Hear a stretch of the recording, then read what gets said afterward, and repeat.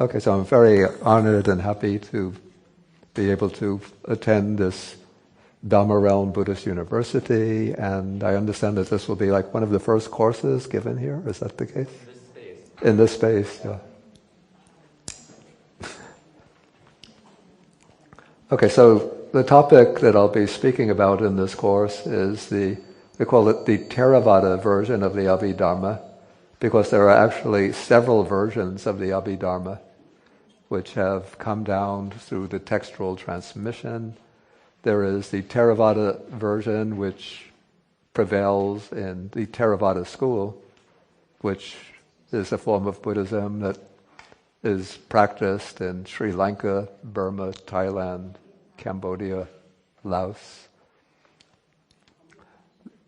Yeah, there was another school that put a lot of emphasis on the Abhidhamma, called the Sarvastivada school, which prevailed in the early centuries of the Common Era. It prevailed in the northwest of India, in the area that's now Kashmir, and they had their own Abhidhamma system, which is quite different from the Theravada version of the Abhidhamma. When I try to read the Sarvastivada Abhidhamma, I feel like I'm an English speaker, as I am, who suddenly found himself in Germany and trying to get around with his English in Germany. And then there seems to have been a third school of the Abhidhamma, which was, it spread in the far northwest, in the area that now corresponds to Pakistan and eastern Afghanistan. And they left an Abhidhamma text which is preserved only in Chinese. It's called, the reconstructed title is the Abhidhamma, the Sariputra Abhidhamma Shastra. I think it would be something like Sali for Abhidhamma Lun, something like that. Okay, but the significant difference between these three schools of Abhidhamma is that the Sarvastivada school doesn't exist anymore. Its Abhidhamma system is preserved mainly in Chinese translation, a few texts preserved in Sanskrit, maybe some Abhidhamma commentaries in Tibetan, but there's no school which is practicing that form of Abhidhamma. And the school that followed the Sariputra Abhidhamma Shastra again vanished centuries ago. But the Theravada school still exists and still studies and practices the Abhidhamma, even today. Okay, now first coming into the Abhidhamma, we should understand the source of the Abhidhamma is in the Pali Canon itself. That is the collection of scriptures preserved in the ancient Indian language called Pali. And the Pali Canon is divided into three major sections, which is why it's also called the Tipitaka, or Sanskrit Tripitaka, the three collections or three baskets of teaching. So what are these three collections? There's first the Vinaya Pitaka, which is the collection which emphasizes the rules and regulations for the Sangha, the rules of monastic behavior, proper behavior, the regulations for performing the collective functions of the Sangha. So that's the Vinaya Pitaka. Then there is the Sutta Pitaka, which contains primarily the discourses of the Buddha and of some of his great disciples, like Sariputta, Mahakachana, Moggallana, Ananda, and so on. And then the third collection is the Abhidhamma Pitaka. Now, we can pretty much infer that at least the original or more archaic parts of the Vinaya Pitaka originated from the Buddha himself. At least the rules and the regulations did. Probably most of the Sutta Pitaka originated from the Buddha himself. But where did the Abhidhamma originate? The Abhidhamma has a very, very different character from the Sutta Pitaka. It's not in the form of person-to-person discourses, but it takes the form of 7 treatises, like philosophical treatises, which are extremely technical in their language, which use an extremely technical method of analysis and explanation, a kind of technical and very precise systematization of the Buddha's teachings. So where did the Abhidhamma originate from? And here there is a significant difference of opinion between what we would call the Theravada tradition, the mainstream Theravada tradition, and modern scholarship. Okay, the Theravada tradition, as preserved in the Pali commentaries, says that the Abhidhamma originated as the text of the Abhidhamma originated with the Buddha himself. They say that the Abhidhamma commentary says that the Buddha realized the Abhidhamma during the period after his enlightenment, when he was still staying in the vicinity of the Bodhi tree. He stayed in the vicinity of the Bodhi tree for 49 days, and during this period it said that he contemplated all of the details of the Abhidhamma as a complete and integral system. Okay, then the narrative continues. In the 7th year after the Buddha's enlightenment, he made a trip to the Tavatingsa, one of the heavenly worlds, expressly for the purpose of teaching the Abhidhamma. And he did this because he wanted to repay the kindness of his mother. His mother, Mahamaya, passed away 7 days after he was born, and she was reborn in one of the Deva worlds. And so it's said that the Buddha went to the Tavatingsa, I think in Sanskrit, Triyatingsa, Deva world, in order to teach the Abhidhamma to the Devas, making his mother the chief recipient of the teaching. But then it said that while the Buddha was teaching the Abhidhamma in the heavenly world, each day, in order to sustain his body, he would come down to the human world, to a very obscure part around the area where I think Mount Kailash is, Lake Anuttata. This is, I think it's almost on the edge between India and Tibet. And Sariputta would go to that region each day, and the Buddha would tell Sariputta what aspects of the Abhidhamma he had taught during the previous day.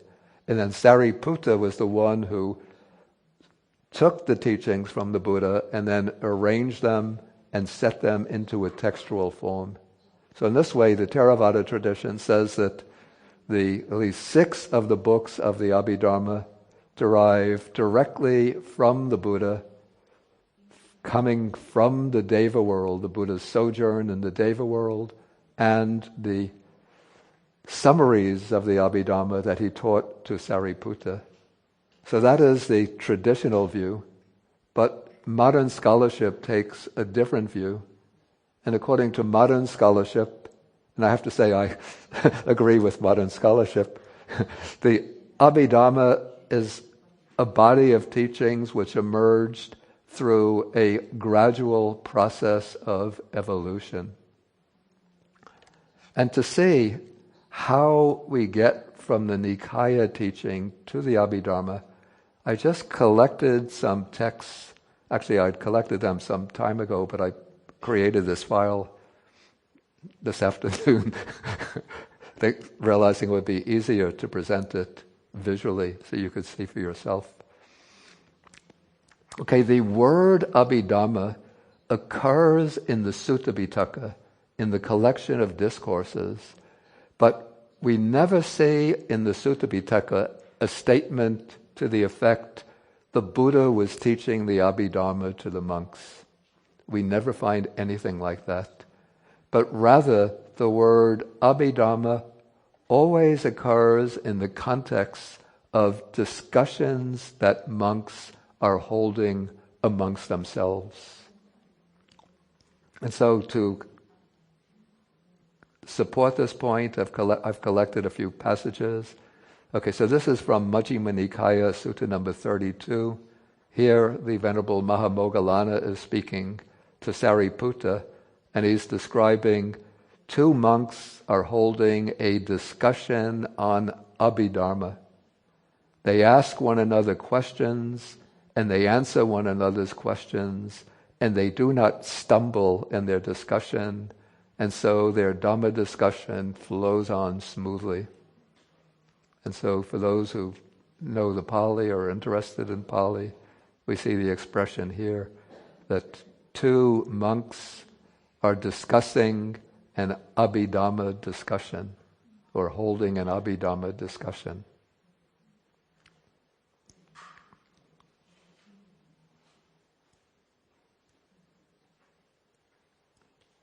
Okay, another passage. Okay, in this passage it says that several elder monks had assembled after their meal, and they were sitting, holding a discussion on the Abhidhamma. And then there was one rather irritating monk named Citta Hatti Sariputta who kept on interrupting the discussion of those elders as they discussed the Abhidhamma. And then another statement I took from Anguttara Nikaya. Okay, when a monk is asked a question about the Abhidhamma or the Abhivinaya, he answers and he does not stumble in his conversation. So from this, it seems that we can draw the inference that Abhidhamma meant discussions about the Dhamma that took place between the monks. And probably these discussions would have taken the form of monks sort of testing one another by asking, one monk asking the other questions, and then the other having to answer those questions. And probably as time went by, those questions and discussions became increasingly more technical and analytical. So whereas the Buddha was principally a practical teacher who was out to teach extensively in readily comprehensible terms the path to liberation from suffering, the monks, even during the Buddha's time and later generations, started to explore the implications of his teaching and then to treat it in a more and more technical, analytical manner.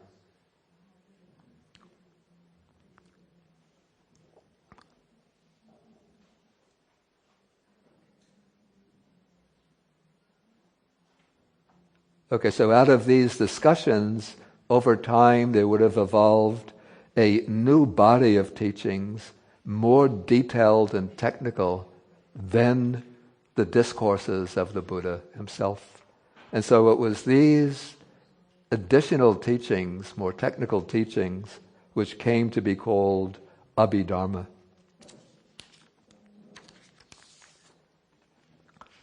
But we can already see in the Nikayas, the collections of the Buddha's suttas, certain trends that are pointing in the direction of this more technical, analytical method of teaching. So I've collected several passages which illustrate this. So these, I call these tendencies towards the Abhidhamma that could be found in the Nikayas, that is, in the suttas.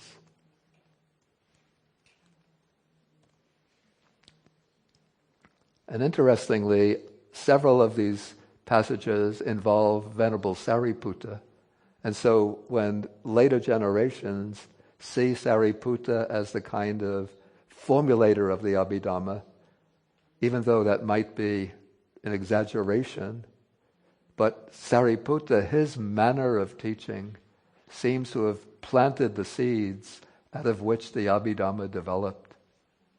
Okay, so here we have a passage. This is Majjhima Nikaya Sutta number 28.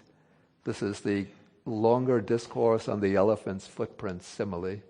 So Sariputta is speaking to the monks, and he says, when the eye is intact and external forms come into its range, and there is the corresponding act of attention to those forms, then there is a manifestation of the corresponding type of consciousness. Okay, so now we have an act of consciousness, an occasion of consciousness, and now Sariputta is going to locate in that occasion of consciousness the presence of the five aggregates.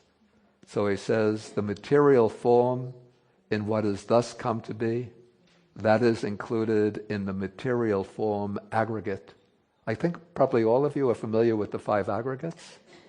Anybody doesn't know what the five aggregates are? Okay, good. Because if you raise your hand, I have to say,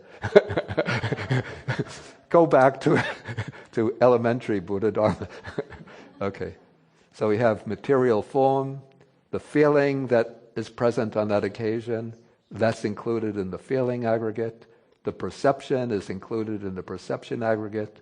The volitional formations included in the volitional formations aggregate. And the consciousness itself goes into the consciousness aggregate. So that is how there comes to be this classification of dharmas into the five aggregates. So this is almost like a starting point of the Abhidhamma that we see developed much more extensively in the first book of the Abhidhamma, called the Dhammasangani. Okay, here is another sutta, and in this case it's the Buddha speaking, but he's speaking about Sariputta, about the way Sariputta practiced meditation in order to reach his final goal, to attain arahatship. So he says that, and this is the standard formula for the first jhana, or in Sanskrit, the first dhyana. He says that quite secluded from sensual pleasures, secluded from unwholesome states of mind, Sariputta entered and abided in the first jhana, which is accompanied by applied and sustained thought, with rapture and pleasure born of seclusion. Okay, that is the standard formula for the first jhana that occurs like 1,000 times in the Sutta Pitaka. But then the Buddha adds something else. He says, the states that were present in the first jhana, then he enumerates them. The applied thought, sustained thought, rapture, pleasure, unification of mind, contact, feeling, perception, volition, and mind, zeal, decision, energy, mindfulness, equanimity, and attention. These states were defined by Sariputta, each one as they occurred. And he knew those states when they arose. He knew them when they were present. He knew them when they disappeared. Okay, so this is the way, it's showing the way Sariputta investigated, looked into this meditative state of the first jhana, and then was able to distinguish in that state the different constituents, the mental components, to break that state down a little bit the way scientists, when they get the atom, then they break the atom down into the subatomic particles. Okay, so these kinds of suttas, which take an analytical approach, can be seen as a kind of root out of which the Abhidhamma developed. Another source, and this comes from the Buddha himself, are suttas. They're called Vibhanga suttas. The word Vibhanga means analysis. And so we find scattered in the Sutta Pitaka a number of suttas which analyze the main themes or topics of the suttas. So in this sutta from the Samyutta Nikaya, the Buddha is speaking about the five aggregates. So what are the five aggregates? Whatever form there is, whether past, future, or present, internal or external, gross or subtle, inferior or superior, far or near, this is called the form, or material form aggregate. And so the same way, the feeling aggregate, perception aggregate, the volitional formations aggregate, the consciousness aggregate. Okay, so this is a kind of analysis or explication of the five aggregates, each one defined in the same way. Okay, some other examples. I didn't take quotations, but it's enough just to refer to them. We have a sutta that provides an analysis of the links of dependent origination. Samyutta Nikaya, chapter 12, number 2. An analysis of the factors of the Noble Eightfold Path. An analysis of the four foundations of mindfulness.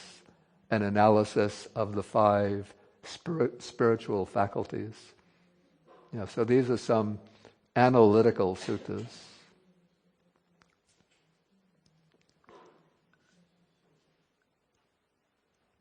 Okay, now I just quoted above,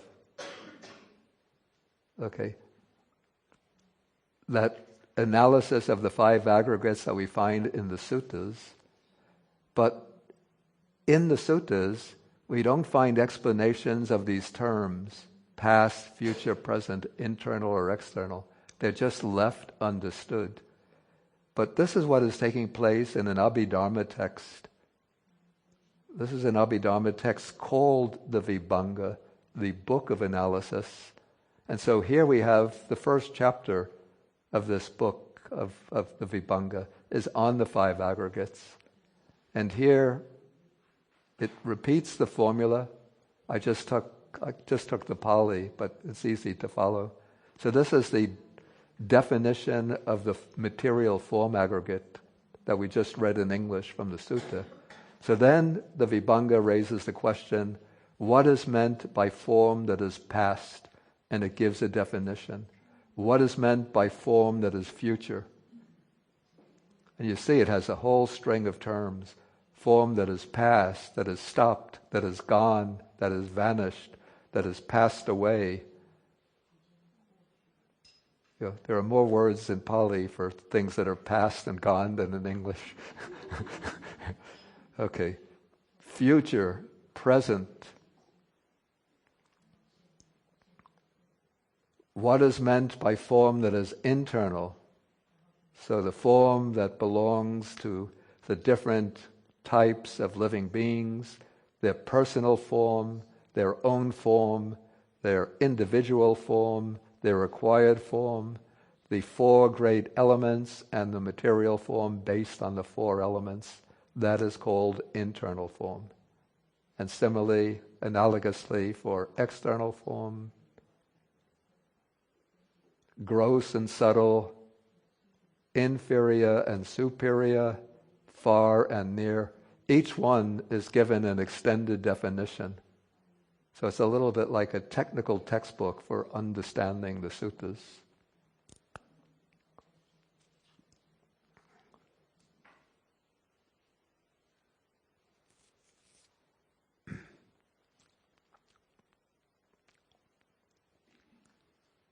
Okay, another source for the Abhidhamma, it's said, according to the Western scholars, is...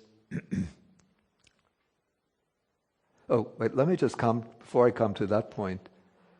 This is my own conjecture or speculation that the Abhidhamma would have developed particularly out of one of the Nikayas, one of the 4 or 5 Nikayas in the Sutta Pitaka. Does anybody have any guess what that Nikaya is? Somebody who's familiar with the Nikayas?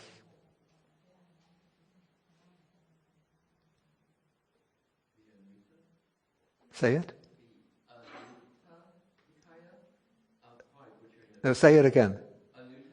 Not Anguttara, no. No, not the Majjhima. There are 2 left.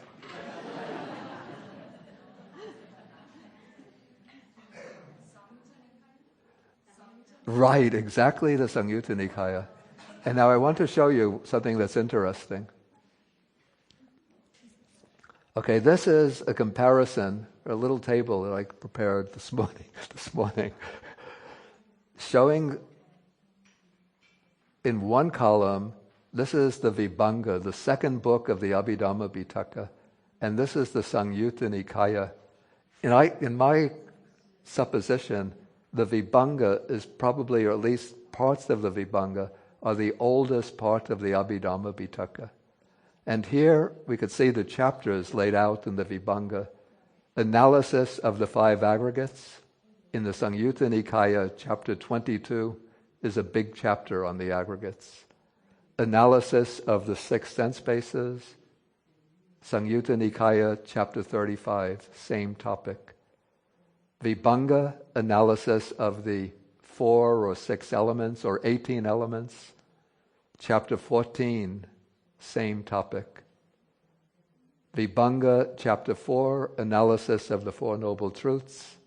Samyutta Nikaya, chapter 56, on the Four Truths. And so for the faculties, dependent origination, the foundations of mindfulness, the right efforts, the basis of spiritual power, factors of enlightenment, factors of the Noble Eightfold Path, each one has a corresponding chapter in the Samyutta Nikaya.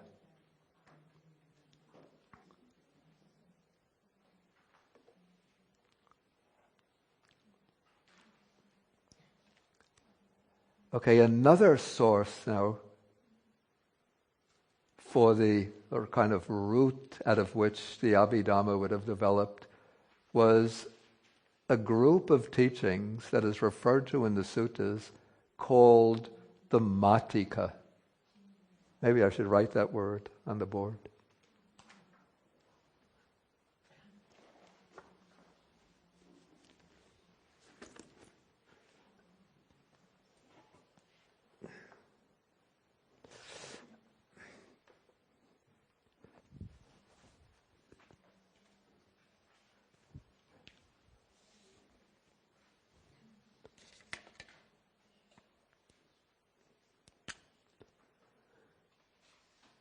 Okay, the Pali word is matika. The Sanskrit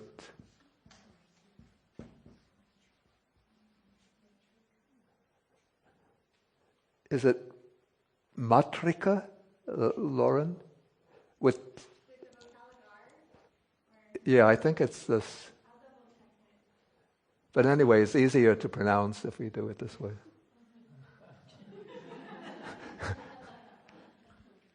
Otherwise, you have to do that rolling R. Matrika. Does anybody know what this word means? Or the origin of this word? And you don't have to know Pali or Sanskrit to know the meaning. It's exactly like the English word matrix. And does anybody know where, in fact, I wasn't thinking of that, but that is right, where the word matrix, what it's related to? What is that? I'll give you a hint. It's a member of the family. Exactly. Probably in a European language it might be clearer. But anyway, it's clear enough in English. And what does a mother do? I mean, initially to become a mother. What does a woman do to become a mother? Gives birth to children, right? So a matrika is a kind of outline of the teaching from which one can generate other aspects of the teaching. Just like a mother gives birth to children, so the matika is a way of summarizing the Dhamma and condensing it into a list. Then out of that list one could get children and grandchildren and great-grandchildren. To give you an example, here's a matrika. We have the 37 Bodhipakkhya Dhammas. I translate that as the aids to enlightenment, the factors contributing to enlightenment. We have the 4 foundations of mindfulness, the 4 right efforts, the 4 bases for spiritual power, the 5 faculties, 5 powers, 7 factors of enlightenment. Noble Eightfold Path. Let's take Noble Eightfold Path.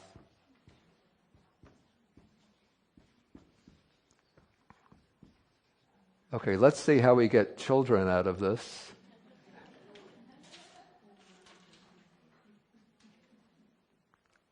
Okay.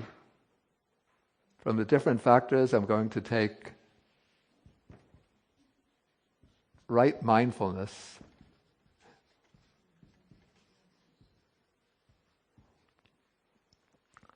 Okay, so this is the mother. Well, actually, this is the mother. This is the child, the Noble Eightfold Path. Right mindfulness is the grandchild. And then, does anybody know how the suttas explain right mindfulness? I'm sure you've come across it.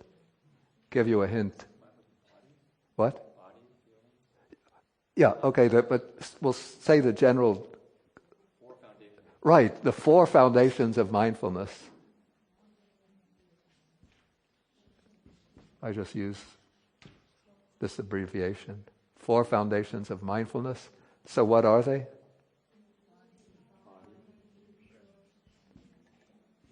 Feelings, states of mind, and then we have something hard to translate. It's called dhammas. Okay, now this is the test gets where we separate the diligent ones. In the dhammas, contemplation of dhammas, what do we find? Excuse me? You have to be familiar with the sutta. No. Okay. Did you say that? Okay. We have 5 hindrances. What else? Okay. 5 aggregates. 6 sense bases. 7 factors of enlightenment.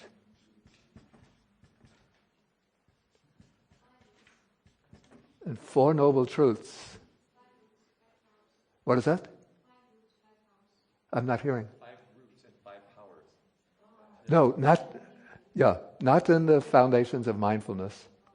But we do have those 5, what you call the 5 roots or 5 faculties and 5 powers in the 37 factors of enlightenment.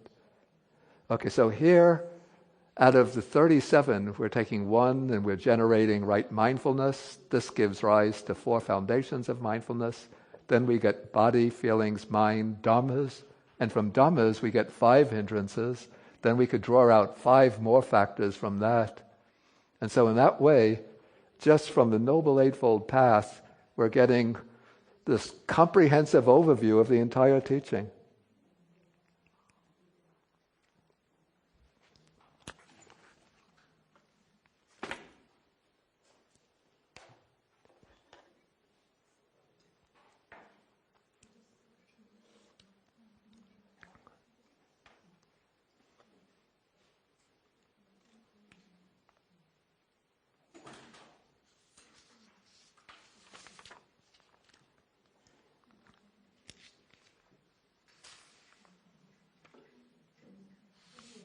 Okay, so this now covers,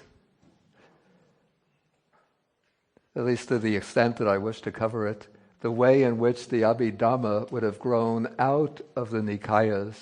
So we see this analytical trend in the Nikayas, particularly associated with Venerable Sariputta. We see these analytical suttas, the Vibhanga suttas, which get expanded upon in the Abhidhamma. The topics get expanded upon. And we see these matikas, these sort of outlines of the teaching or matrices from which one can derive rather complicated, complex strings of teachings.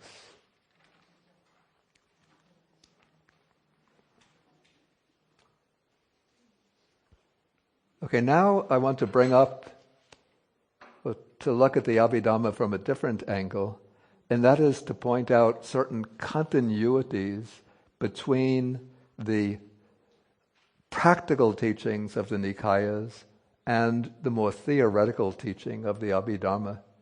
Sometimes it's said particularly by certain types of meditative monks or even certain scholarly monks, that the Nikaya teaching or Sutta teaching is practical and the Abhidhamma is just abstract theory, doesn't have any practical significance.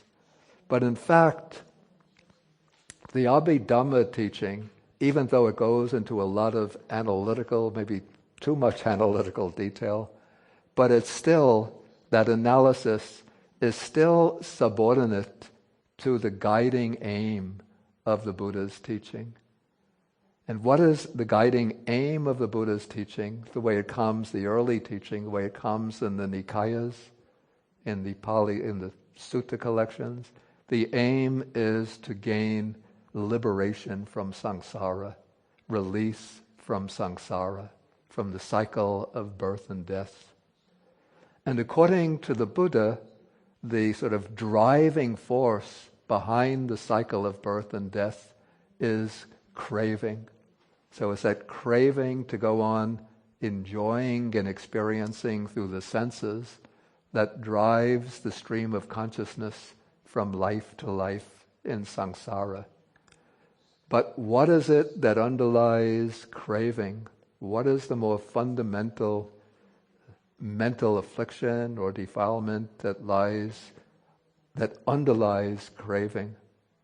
Sort of the root of the whole chain of conditionality. Exactly. Say that again. Ignorance. In Pali, we call it avidya, in Sanskrit, avidya, which means the absence of correct knowledge, the absence of correct cognition, the absence of clear, penetrative insight into the nature of things. And so the antidote to ignorance, the medicine for curing ignorance, is in Pali panya, in Sanskrit prajna, Chinese 智慧. And so this wisdom or vijja, correct cognition, or the knowledge and vision of things as they really are. And so what is this right cognition or right understanding of things as they really are? It's understanding the nature of phenomena, the nature of dharmas.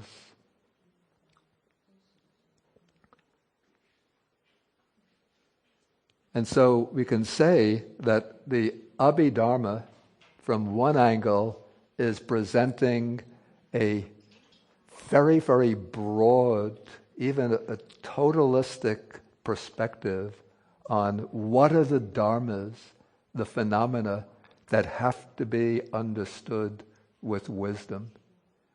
And how do those phenomena, how do they occur? What is their nature? What is their mode of occurrence? And what are their relationships, the interrelationships between the dharmas? And so, one angle, the Abhidhamma aims at laying out a kind of palette, on a clear palette, the phenomena that have to be penetrated through insight wisdom.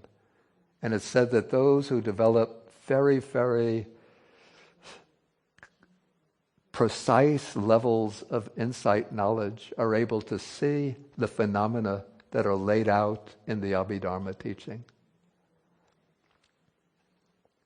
Okay, then from another angle, the task in following the Buddha's path is to uproot or to eliminate the barriers or the obstacles that prevent one from gaining liberation.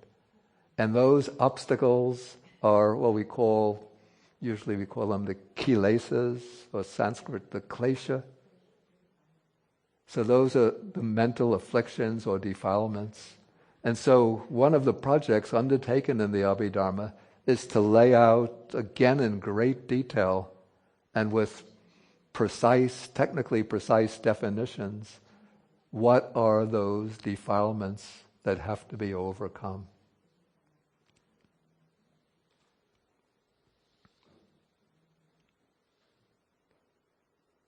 And then in following the Buddha's path, we have to know what are the things to be developed, to be cultivated in order to gain liberation. And so these are the things that are usually comprised in the 37 aids to enlightenment. And so one of the projects that the Abhidhamma undertakes is to expound and to explain in detail and to define, to precisely define each of these 37 aids to enlightenment.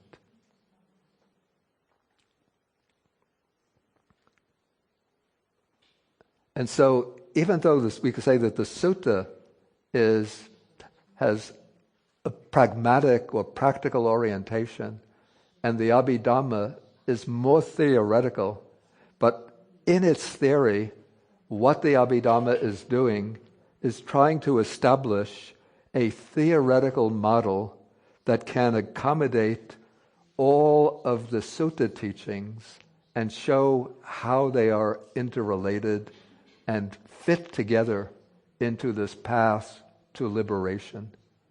Because in the suttas, you see, usually we find, if you look at the Sutta Pitaka, you see the Buddha doesn't give a very broad, comprehensive overview of his entire teaching in the abstract. But usually he directs the teaching to individual people and presents it from multiple points of view, from a wide variety of points of view.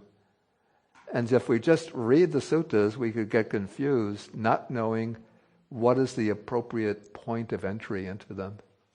But when you study the Abhidhamma, then you can see how all of these pieces that constitute the suttas fit together into this very grand model of an analysis of the nature of experience,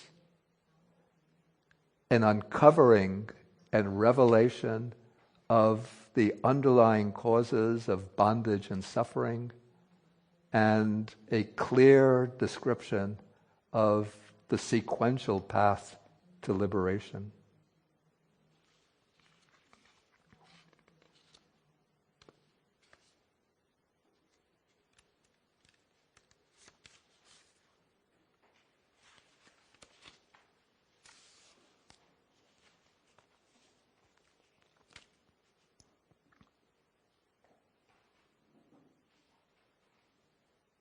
Okay, maybe at this point I should ask whether there are any questions on what I've covered so far. Why is everybody laughing? Please. Just the Mati. Yeah, I think it's good always to use that. Is it on? Okay. Yeah. The Matika are elements in the suttas, or is a certain category, or what exactly is it? Okay, the Matika. Yeah, well, first I should say that in the suttas, we don't really have explanations of what the Matikas are, but certain suttas praise a monk who is learned in the Vinaya, learned in the Dhamma, in the suttas, and one who upholds the Matikas. But the Matikas are not explained, but the word is taken to mean in outlines or summaries of the teaching. And then later in the Abhidhamma, then we find explicit matikas, rather complex matikas, which I'm going to come to, hopefully, either today or Wednesday. Okay, any other questions? Okay, with the blue shirt in the back. Please take the microphone so I could hear, so everybody can hear. It may not be that important, but is You were saying that ignorance sort of keeps us driven into craving, but is ignorance here the same as delusion, or is there a reason to separate the two at that point, or? Yeah, actually the two, technically they are the same. Okay. And this is one of the things that the Abhidhamma does, is to take these terms from the suttas, where you have different terms, and it draws them together so you could see which terms are actually really referring to the same thing under different names. In the suttas, the two terms are used, ignorance, which is avijja, and delusion is usually a translation for moha. So the two are used in somewhat different contexts, even though they're referring to the same thing. Ignorance is used when speaking about the dependent origination, that is the chain of causes that lead into rebirth and samsara. And delusion is used in more psychological contexts, when speaking about the unwholesome states of mind that arise. But they're just, in a sense, two terms for the same mental state. And is there any place where you have in writing what you just summarized in the last 10 minutes, the practical either purpose or value of the Abhidhamma, that it's still very much directed towards liberation or overcoming suffering? I found that very helpful, but my brain is about to explode because I couldn't get all of it. I have these notes. I can make these notes available at some point. So I don't know whether the school could share them with people who registered for this course.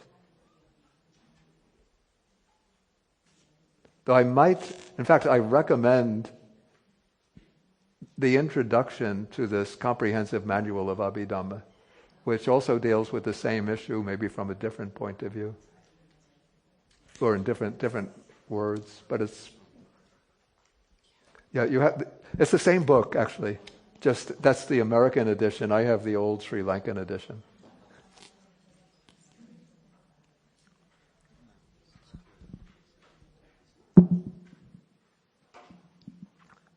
Okay, if there's no further questions, and we won't take a break. I'm getting warmed up. When are we supposed to stop? Oh, we have until 5:30. Yeah. Oh, okay.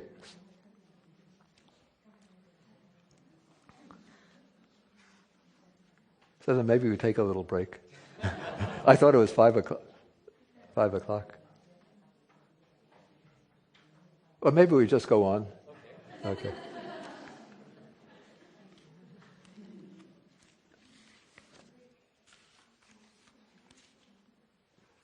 Okay, now I want to deal with what I call the Abhidhamma method. And here I've laid out in my outline what I call three main features of the Abhidhamma method. Okay, first I'll mention what they are, and then I'll elaborate on them. The three main features.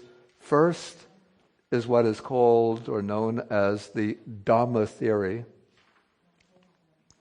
The second is an attribute matika.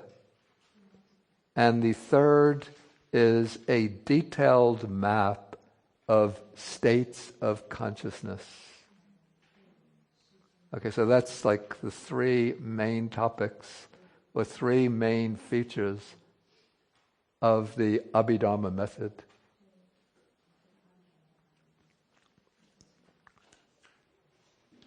Okay, first, what is called the Dhamma theory.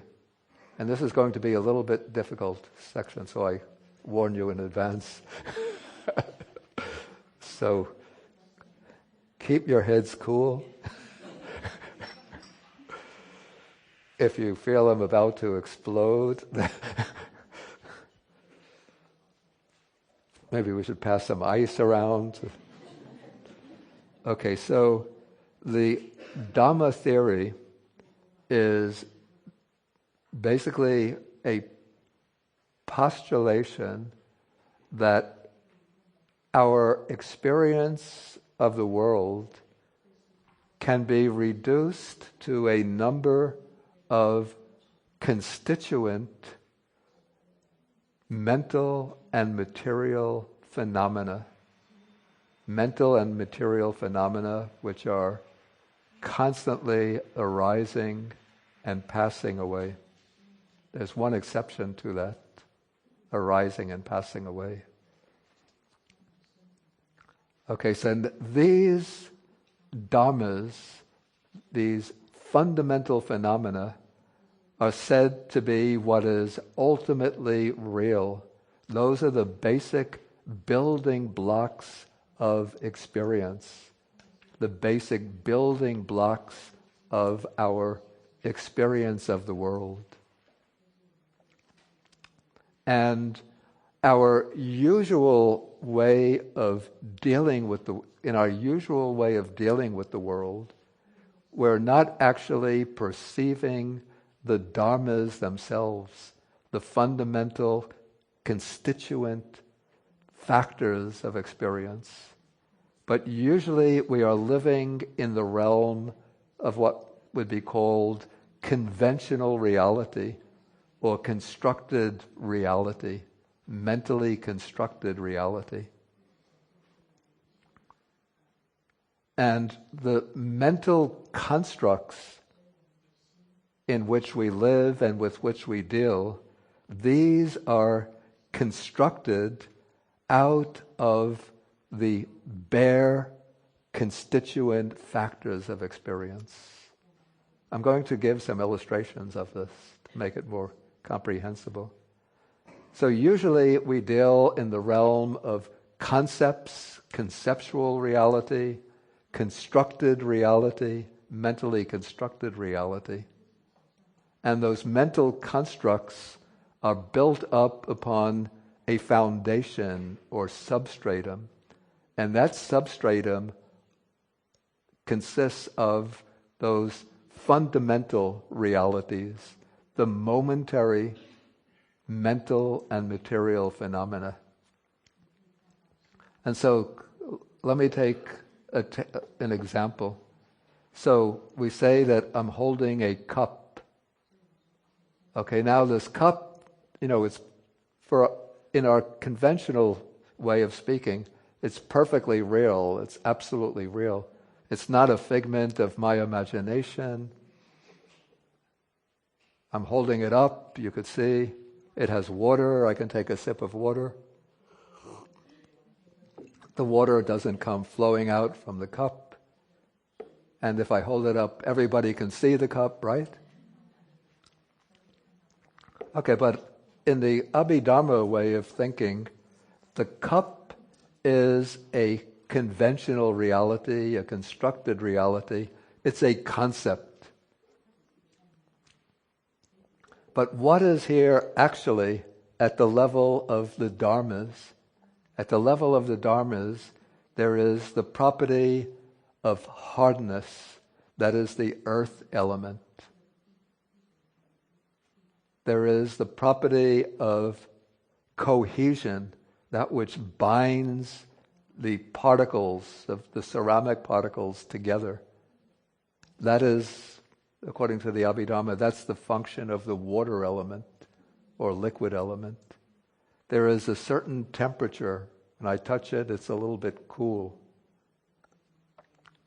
That is the heat element. So compared to my body has a higher degree of the heat element than the cup, so the cup feels cool. But that coolness is a kind of negative degree of the heat element. And even though I don't perceive it, but the particles that make up the cup are constantly going through, constantly vibrating. So that vibration or movement, that is the activity of the air element or wind element. So there are these four primary elements that are present. And then based on those four primary elements, the most conspicuous secondary feature is the color, this kind of green color. So that is also a dharma.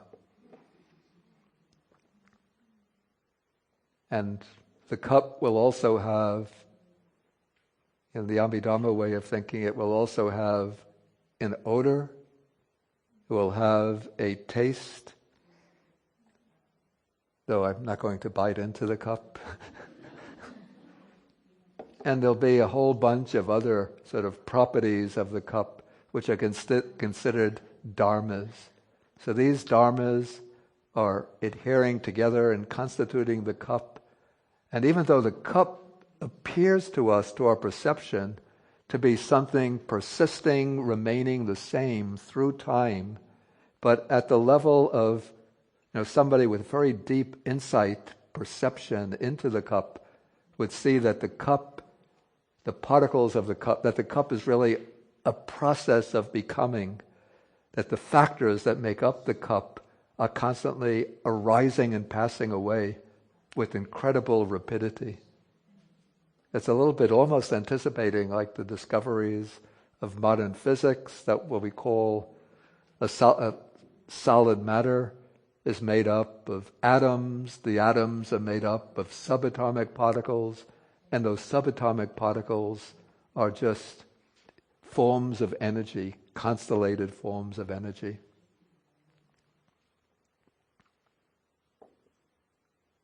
Okay, and the same would apply not only to physical matter, but to what we call the mind. So the mind is a composite. We think that we have the same mind, the single persistent mind, from birth until death. But according to the Abhidhamma, what we call the mind is a sequence or series or process of momentary acts of consciousness.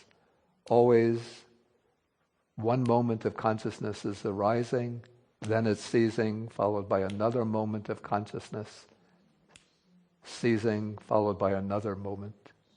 And each of those moments of consciousness brings together a multitude of mental factors that arise together with the consciousness.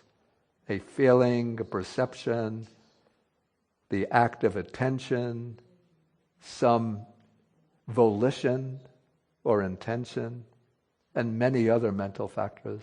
We're going to get acquainted with them as we go through this course.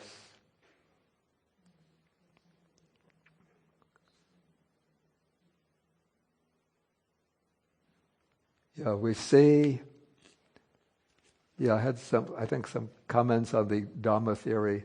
Maybe I'll just read some highlights from this.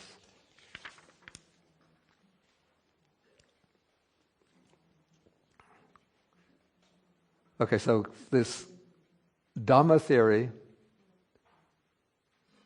it starts from the premise that to attain the wisdom that knows things as they really are, the true and accurate wisdom, we have to be able to distinguish between those types of entities that have genuine reality, genuine actuality, and those are the Dhammas, and those types of entities that exist only as conceptual constructs.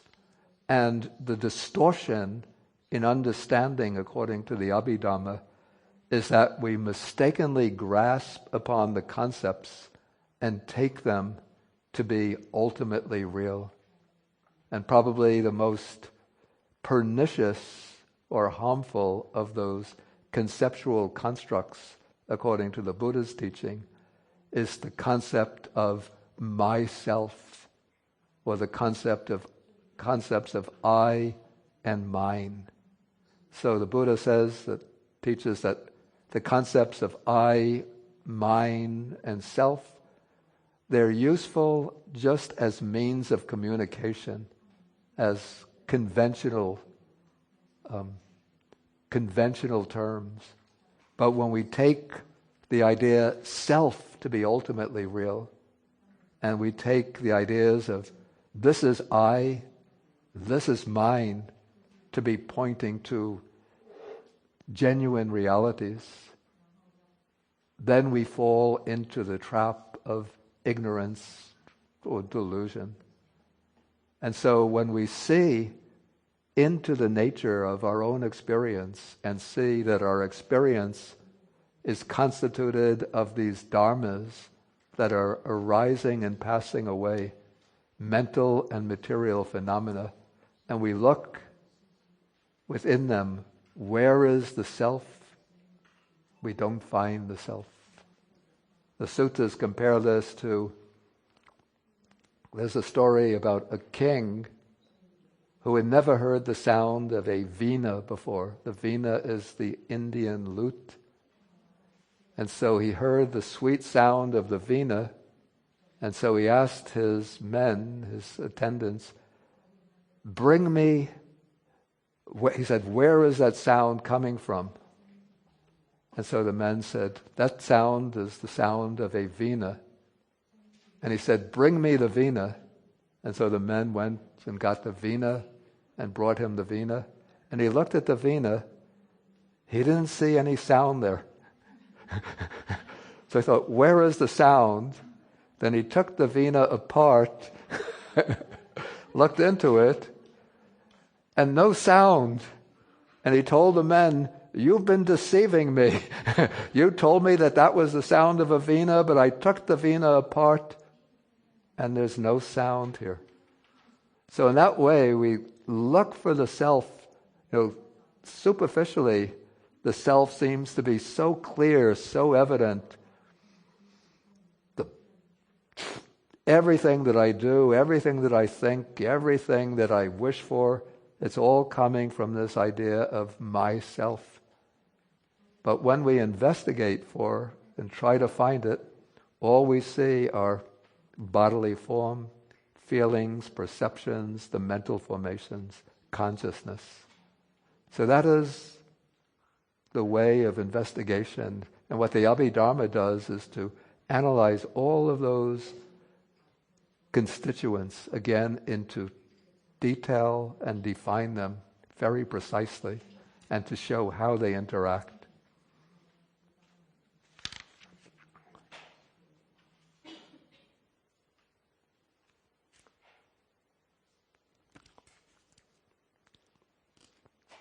Okay, there are two ways to look at the Dhamma theory. Okay, one is to see it, and this is the more traditional way, the sort of more conservative way, and that is to see it as an attempt to create an exhaustive and accurate description of the contents of the world, to provide a kind of inventory of all of the phenomena of the world, and to see it as in all respects absolutely accurate and infallible. So that is the very conservative, Theravadan, sort of orthodox view. That the Abhidhamma speaks about 89 types of consciousness, and so there are exactly 89 types of consciousness. It speaks of 52 mental factors. There's exactly 52 mental factors, not 51, not 53. Okay, so that's one way. And in that case, the Abhidhamma, the Dhamma theory turns into a kind of metaphysical theory. Okay, the other way to look at the Dhamma theory, the way that I prefer, is to see it as a guide to insight and practice, not to grasp upon it as being absolutely infallible, but to see it as a kind of, maybe as a map rather than as a photograph. And maps can be sometimes defective, they're not perfectly, they don't represent the landscape perfectly.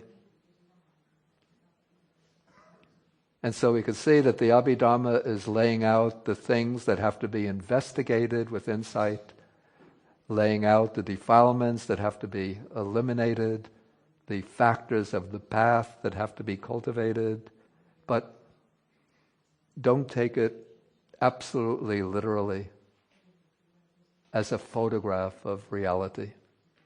Because all attempts to photograph reality will be like when you develop the picture, there'll be distortions and blurs, and omissions in the photograph. Okay, so the first main feature of the Abhidhamma is the Dhamma theory. The second factor is, or the second feature of the Abhidhamma method is what is called the attribute matika. And this is, again we have that word matika.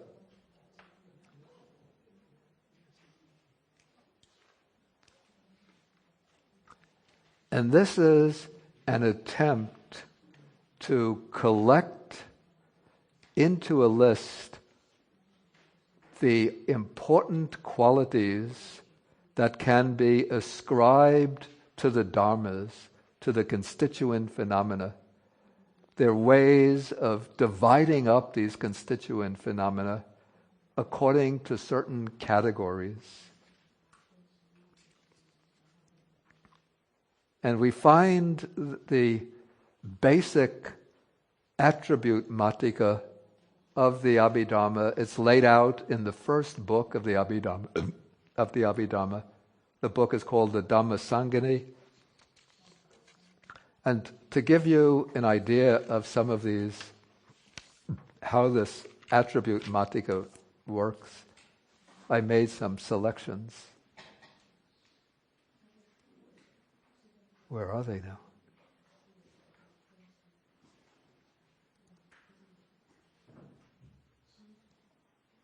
Okay, they're here. Okay, so this is the attribute matika of the Dhammasangani. And what the attribute matika consists of 22 triads. Triad is a group of three. So these are three categories in which everything can be classified into one or another of these three categories. And so here we have the first set of categories are things that are wholesome, karmically wholesome, things that are unwholesome, things that are neither wholesome nor unwholesome. So everything, all phenomena are either wholesome, unwholesome, or neither wholesome nor unwholesome. A second triad, a group of three terms, things that are associated with pleasant feeling, things that are associated with painful feeling, things that are associated with the feeling that's neither painful nor pleasant. I've just took a few of the more interesting ones at random. Okay, things that are to be abandoned by insight, by seeing the truth. Things that are to be abandoned by developing, by cultivation, by cultivating the wisdom that arises with the initial insight. And things that are not to be abandoned either by insight or by cultivation. Okay, third set of terms. So these are limited phenomena, sublime phenomena, sublime states, and immeasurable states.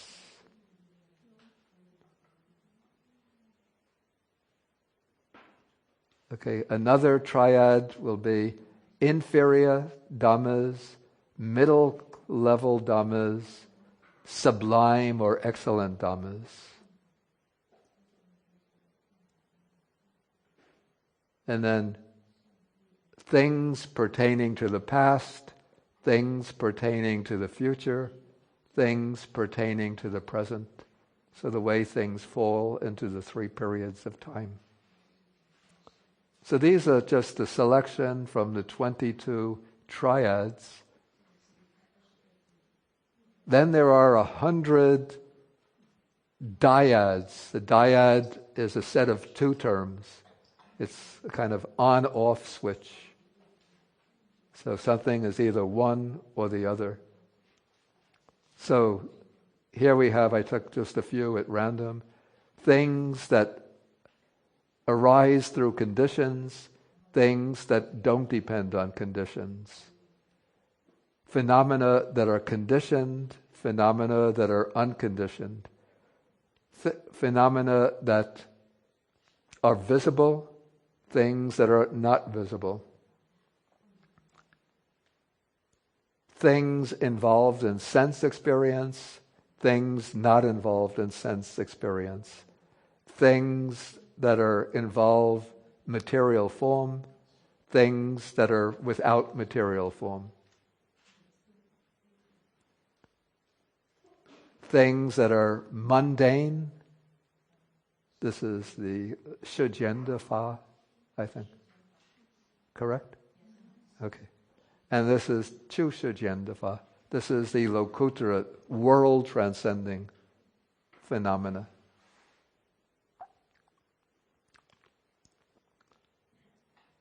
Okay, so at the beginning, this work, the Dhammasangani, it lays out this matika, and then in a later chapter of the Dhammasangani, then it will fill in that matika, that kind of table of contents, by enumerating all of the phenomena that fit into each of these categories.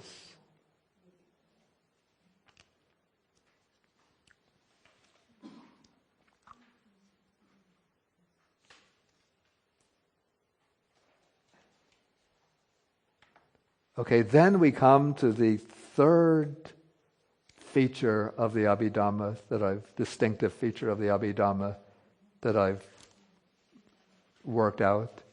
And this is an extensive classification of states of consciousness.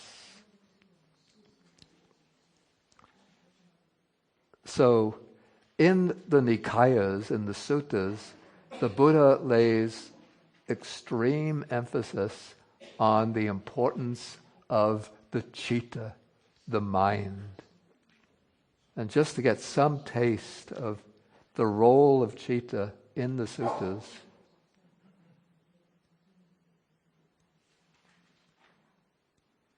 and to see, this will show us why the Abhidhamma places so much emphasis on citta, and it makes the citta, the mind or the state of consciousness, the focus for its whole analysis of experience. So here we have some passages, just kind of selection of passages from the suttas. So here the Buddha says that he does not see even one other thing that when it's undeveloped and uncultivated leads to such great harm as the mind. And again, he does not see even one thing that when developed and cultivated leads to such great benefit as the mind. Again, he doesn't see one thing that brings so much suffering as the mind, and he does not see anything that when it's cultivated brings such happiness as the mind. Then the Dhammapada, famous Dhammapada says, whatever harm an enemy might do to an enemy, a wrongly directed mind will do greater harm for oneself. And neither one's mother, father, or any other relative can do greater good than a well-directed mind.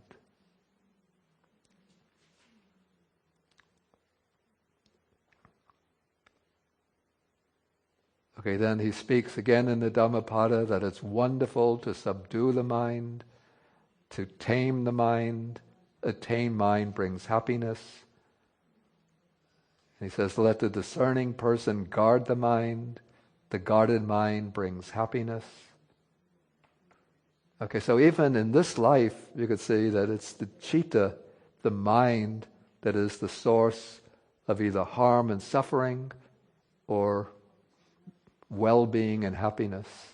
And in order to avoid that suffering and to experience that happiness, one has to subdue the mind, guard the mind, develop and cultivate the mind. And then the citta also is what determines our destiny in future lives. So here's a sutta which says that it's because of the corruption of the mind or the defilement of the mind that after death, beings are reborn in a bad destination, in the lower world, even in hell. And it's because of mental purity that with the breakup of the body after death, beings are reborn in a good destination, even in the heavenly world.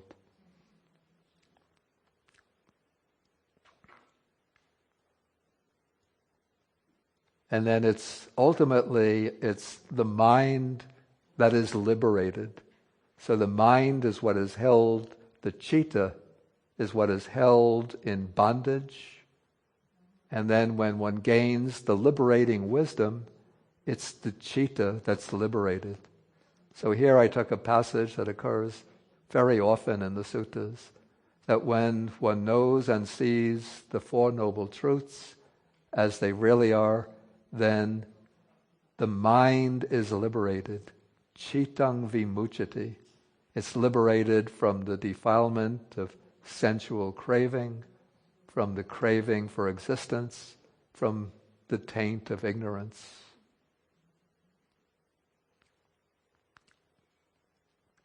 So therefore the Buddha emphasizes, he says, it's important to know one's own mind. He says it's not so important to be skilled in knowing the minds of others.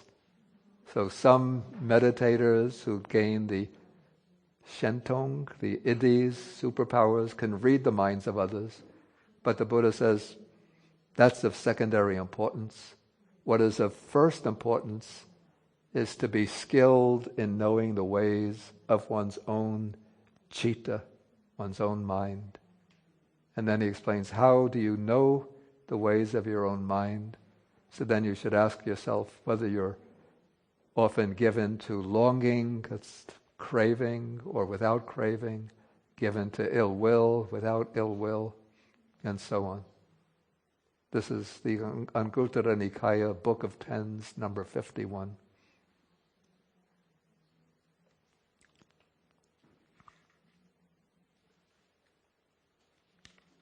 Okay, so what we find in the Abhidhamma, developed in the Abhidhamma, is a kind of map, much more detailed, much more analytical or classification of all of the different possible, at least according to the Abhidhamma. I can think of many other states of consciousness of mind, not in the Abhidhamma. But for practical purposes, one could find in the Abhidhamma this, I call it a topography of consciousness. So the topography of a territory or a region is a description of that region. Where are the mountains? Where are the rivers? Where are the plains? Where are the towns and villages and cities? And so the Abhidhamma is developing this topography of the mind, or a typology of the mind, classifying the different types of cittas that can arise. And it uses different schemes of classification. The unwholesome cittas, the wholesome cittas, indeterminate cittas, the different functions of the cittas, the different objects of the cittas. And even though it might seem rather abstract, this map of consciousness, but again, we can look at it as being in agreement with the aims of Buddhist spiritual practice. And that is those aims of the Buddhist path that determine the shape of the map. So we could say that one of the aims of this map of consciousness is to show the unwholesome states of mind that we have to avoid, because those states of mind result in suffering. They lead to rebirth in lower realms of existence, and they prolong our bondage in the round of rebirths. in samsara. And again, the map of consciousness will show what states of mind create wholesome karma that will bring us happiness and well-being here and now in this present life, and that will lead to pleasant and desirable states of rebirth in our future lives. And then third, to show what are the states of consciousness, states of mind that can be developed in order to break our bondage to the entire cycle of birth and death and gain liberation.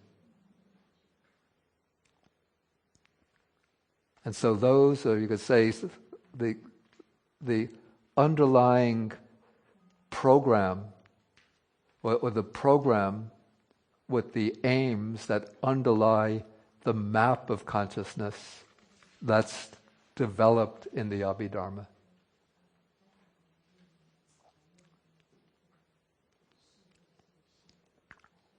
Okay, I think that covers this, my sort of introductory overview of the Abhidhamma. So now I'll just throw the floor open for questions, and please feel free to ask any question that comes to your mind. But what I'll say is that if the question is relating to the material that we're going to be bringing up over the next couple of weeks, then I'll say be patient and wait till we get to a later class. Okay, please. Are there mics on both sides?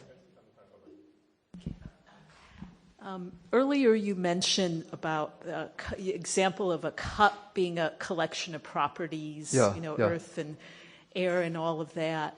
But is it, how much is it the interaction of the properties? Oh, yeah. I mean, that is extremely important too. Okay, thanks. Yeah.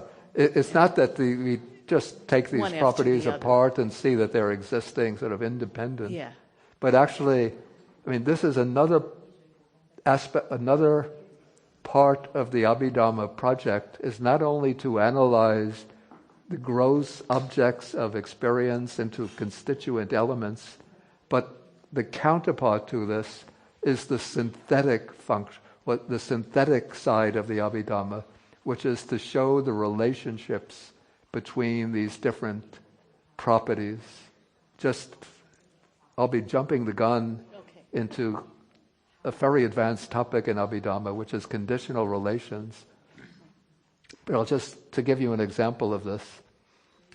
So it's said that the four primary elements, the earth element, which is the property of solidity, the water element, the property of cohesion, the fire element, the property of heat, the air element, the property of motion, these are related to each other. The relationship is called anyamanya paccaya, which means that they are mutuality conditions for each other. That each of these elements is a supporting condition for the other three elements. But then again, it's said that the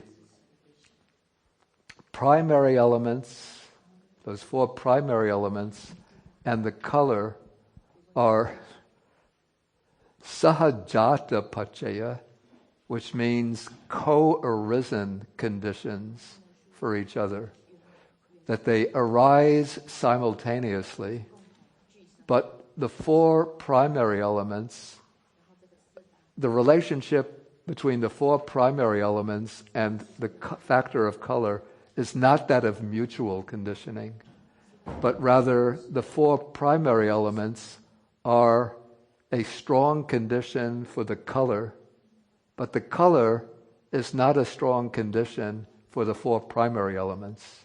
They arise together and they support each other, they arise together, but the relation is not that of mutual conditioning, but there's a sort of stronger conditioning from the four elements to the property of color, simile, the properties of odor, taste, if it produces sound. So say a violin, when somebody is playing a violin or guitar, the sound will arise simultaneously with the particular disturbance of the primary elements, and so they arise simultaneously, but the primary elements of the strings produce the sound, but the sound is not producing the primary elements of the string.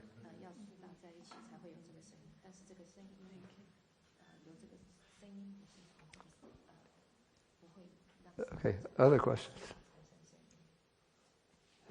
Somebody on this side? Okay, please. Hi, on the syllabus that we're given, the last thing we're supposed to discuss today is the way of the sphere and by way of quality. Could you elaborate what you've covered that is actually sphere? You see, I didn't get to that. Oh, lovely. I wanted to leave time for the questions. Okay, just as long as I knew. Yeah. Thank you. Finishing this up, I wanted to leave some time for the questions.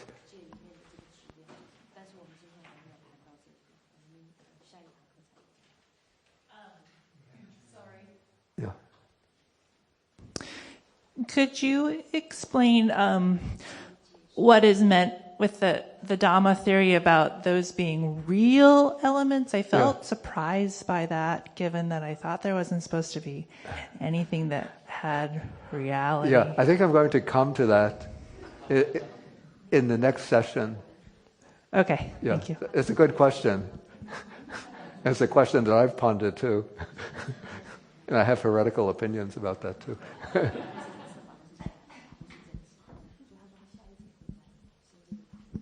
Please, yeah. Thanks for taking my question, Venerable. I was wondering about, you talked about the dharmas, or the constituent elements, and then you talked about the chitta, the mind. Yeah.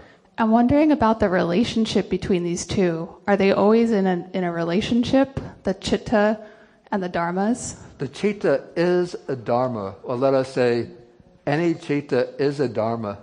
And again, that's something that we're going to come into in the next section. So maybe, unless somebody has an urgent question, maybe then we should proceed into the next section. Any urgent question? Okay. Does everybody's translation device work?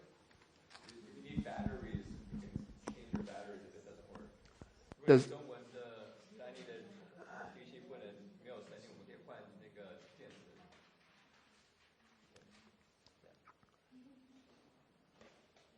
Okay, so we continue. Now I've sort of given a general overview of the origins of the Abhidhamma and the main features of what we call the Abhidhamma project.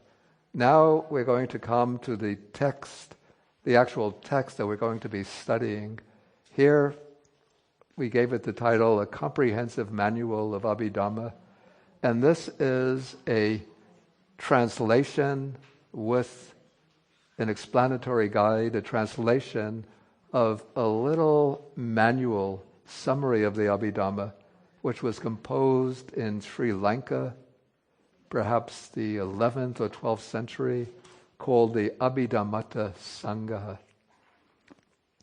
So to give some background to this work, I have to speak a little bit about the Abhidhamma literature, the Pali Abhidhamma literature.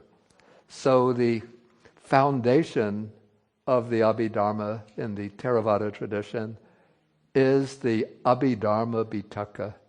And the Abhidhamma Pitaka consists of 7 treatises. They're named Dhamma.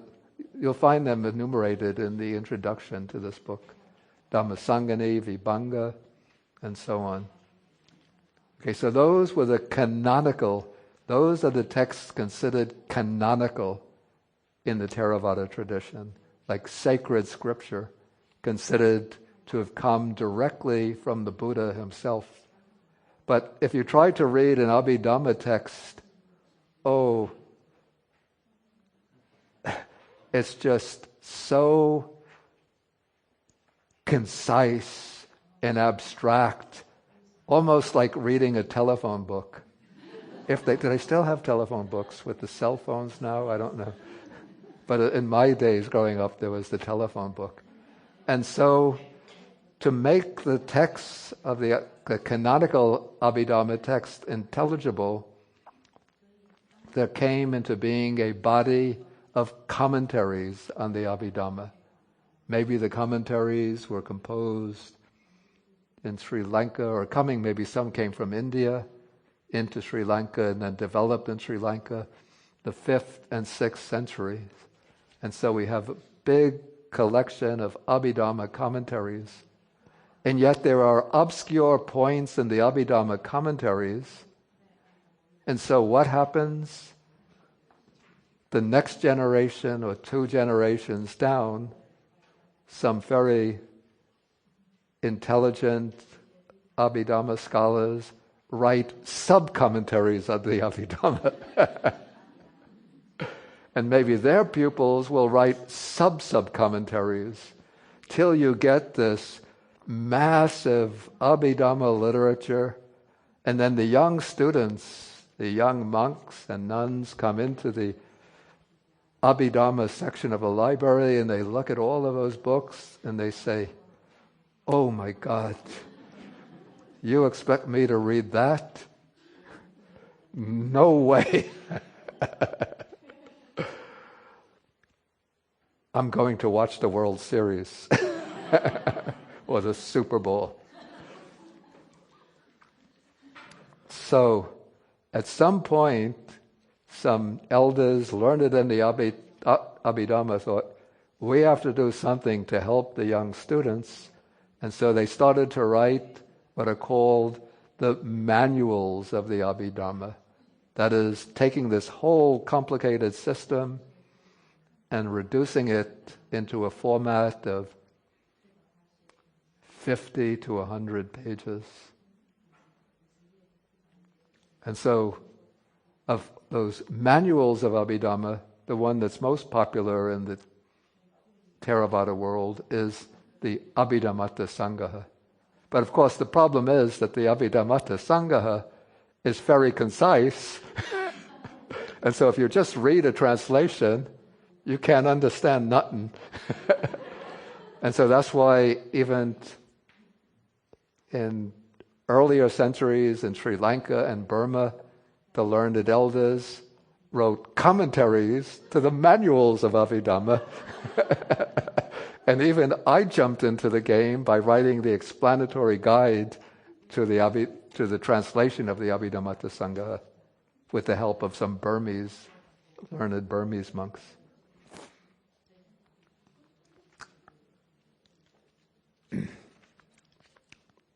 Okay, so this is the work that we're going to be using as the basis for our study of the Abhidhamma. And now I want to get into this work itself. And like almost all the commentaries in the Pali tradition, and probably in the whole Buddhist tradition, it opens with a verse of praise to the Triple Gem. So this is because the author wants to generate the merit to support him in his project of composing this work.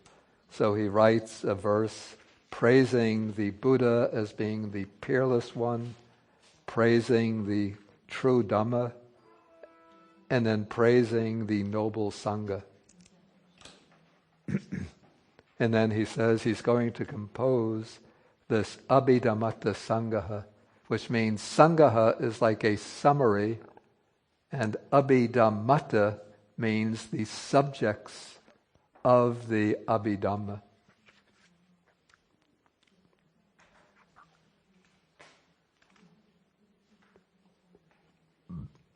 Okay, so now we take the verse in section number 2. I have it on page 25. There are some little differences between the American edition and my old Sri Lankan edition. Okay, so let us look at this verse. Okay, and here it says that the things contained in the Abhidhamma, that is, the topics of the Abhidhamma, or the subject matter of the Abhidhamma, are altogether fourfold from the standpoint of ultimate reality. And what are those four things? We could first see them in the Pali language. Chitang, Chaitasikang, Rupang, Nibbanang. So Chitta is the mind. Chaitasika are the factors that arise associated with the mind. These would be factors like feeling, perception, volition, attention, and so forth. Rupa is matter, material phenomena. And then Nibbana is Nibbana, or Sanskrit nirvana. Okay, this is the term that relates to the question that came up just a few minutes ago. The expression that's used here is paramattato. And here I have to confess that it's an expression I don't really like, but I'll explain how it derives. Okay, first let us do the word division.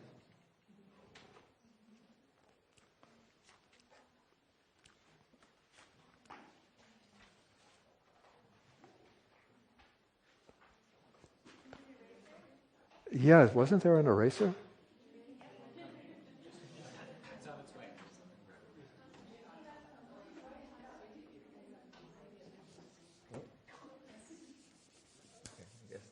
Oh. Might work.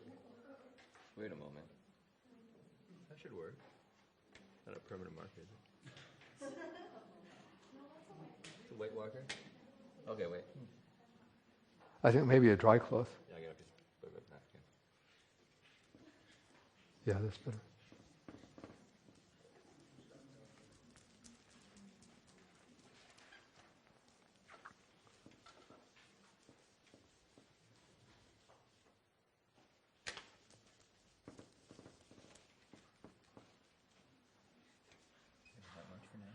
Yeah, that should be enough room.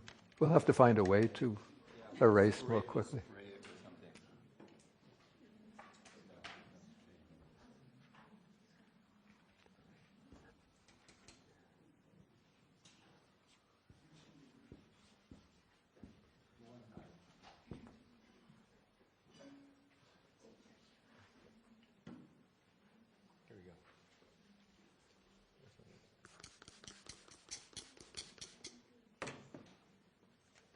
I think it was very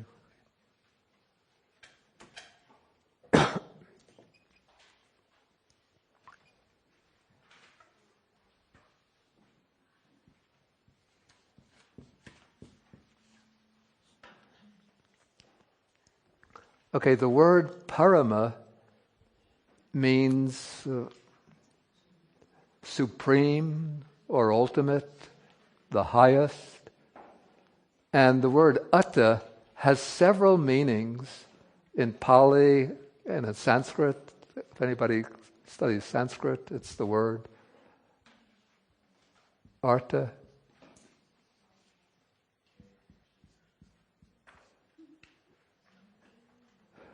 I was trying my Chinese, but this is the top part.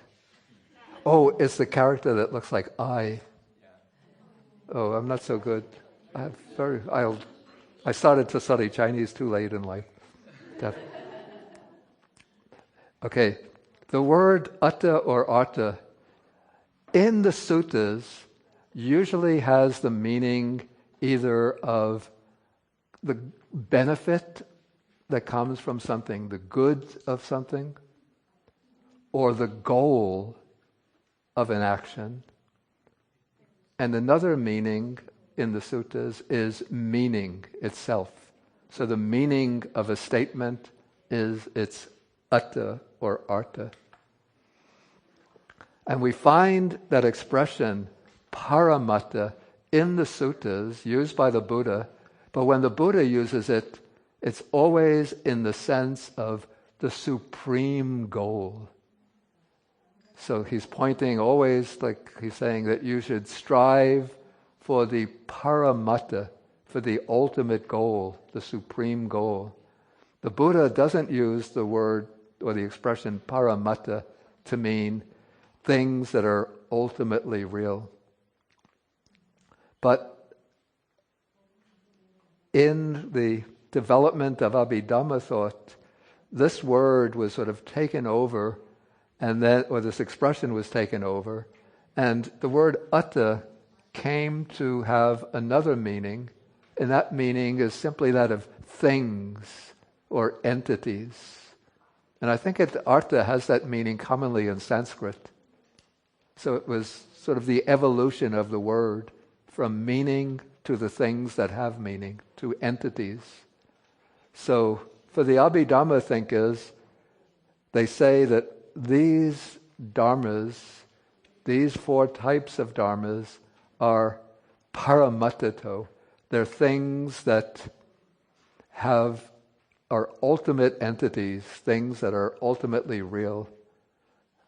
I admit that I have trouble with the idea of ascribing ontological ultimacy to anything. But maybe we could see, instead of trying to take this in a rather abstract philosophical sense, we could take the meaning of paramatta as those things that are to be directly experienced in the process of contemplation with insight. And so as one is developing, sort of looking at it from a practical standpoint rather than a theoretical standpoint, when one is developing insight meditation or doing vipassana meditation, one is attending to the factors that constitute one's actual experience rather than to the conceptual entities that make up the conceptual world in which we normally live. So when I'm doing insight meditation, I'm attending with mindfulness to, say, my bodily movement. So I'm attending, in that case, to rupa, material form. What is present in my experience is material form. I'm not concerned now with the shape of the body, with designating the body, arms, hands, legs.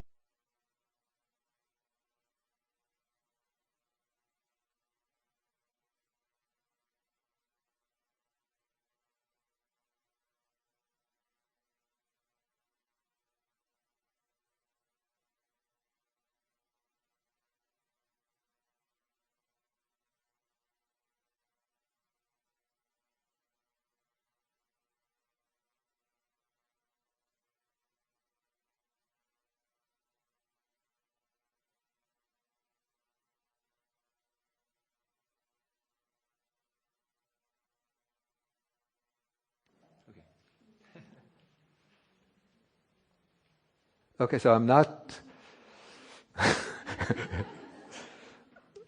sort of conceptualizing the parts of the body, but I'm just attending to my actual experience of the form that's present in my experience. And then that form will manifest in various ways. Sometimes as hardness. If I touch something, I will experience hardness, or I will experience maybe even in the body, flashes of heat or coolness or movement and vibration. So those are the things. And then as I observe the mind, there will arise different states of consciousness and different moods of the mind and different factors within the mind. So those are the actual objects of observation as opposed to the sort of conceptual entities that we normally deal with.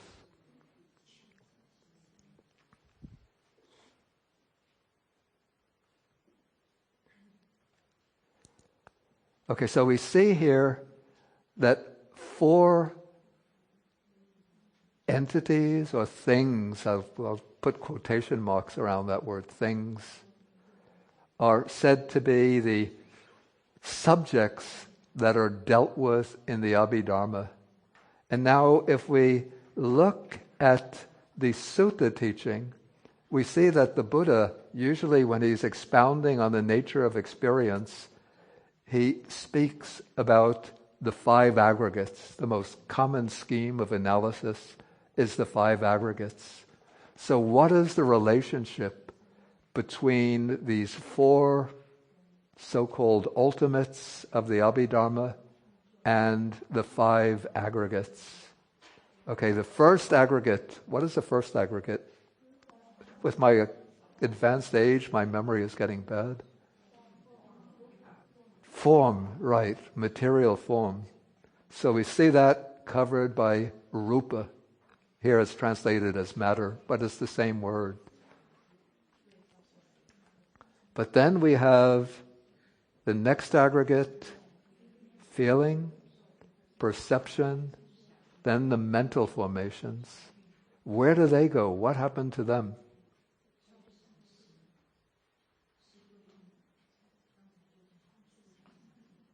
Where are they? Those are the Chaitasikas. The Chaitasikas mean mental factors, the factors that go along with the citta, with the mind. And then the 5th aggregate is, in Pali, vijnana, Sanskrit vijnana. In Chinese, it's shi, right? So that is what we translate the aggregate of consciousness. And that is represented here by citta. So even in the suttas, the Buddha sometimes says that which is called vijnana, citta, or mano.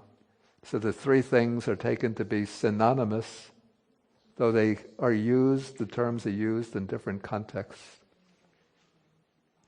But here, the Abhidhamma system finds it easier to conduct its analysis of experience, taking citta as the primary object of analysis. And then the 4th entity of the Abhidhamma is Nibbana.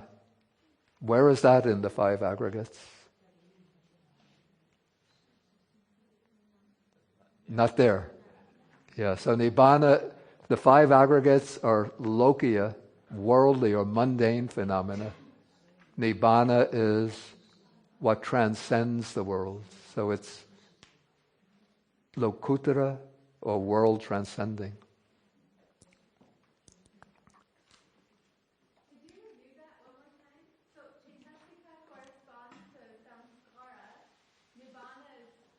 Wait, Chaitasika corresponds to what? You said the sankharas, right? The mental formations. You said microphone close by. Okay, she just asked me to review that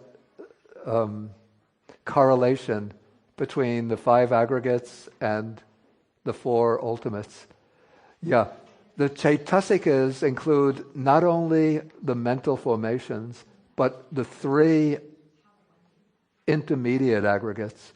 So feeling, perception, and the sankharas are considered Chaitasikas. So Chaitasika means, it's like originally an adjective based on citta. So that which pertains to the citta, that which is connected with the citta. And so the 3 mental aggregates, the 3 intermediate aggregates become the Chaitasikas of the Abhidhamma. And actually, in the oldest Abhidhamma text, the scheme of the 5 aggregates is still dominant. But it seems that as the Abhidhamma develops, then this scheme of the four ultimates becomes more prominent till it takes over. Probably because the scheme of the 5 aggregates has a practical orientation, since like one of the main things that one has to deal with in the meditation are the feelings that arise. Pleasant feelings, painful feelings, neutral feelings, and then perceptions which can lead into deluded views if one doesn't recognize them for what they are. So when one is dealing with the mind from a practical standpoint, it's useful to break it down into feeling, perception, the volitional activities, and then keep consciousness just as the bare awareness of the object. But because the Abhidhamma is becoming increasingly theoretical, so that distinction is no longer so necessary, so feeling, perception, and the volitional activities can all be grouped under the heading of the mental factors, chaitasikas.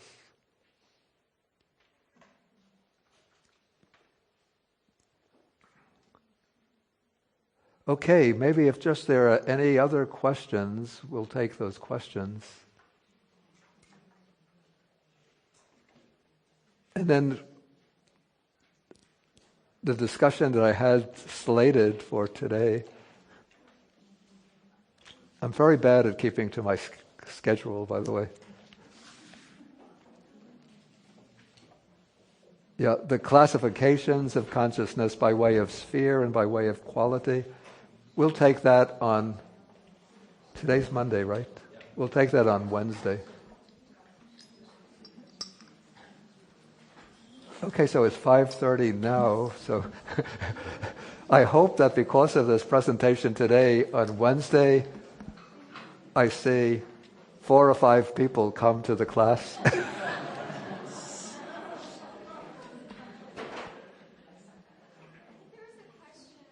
Oh, yeah, good. If somebody, you have the question. Yeah, again, sorry. Never say I'm sorry for asking a question. The difference in the Abhidhamma definitions between between attas and dhammas is what? Pretty much the atta is the dhamma. Okay. Yeah. The atta, I would say that the attas are the dhammas.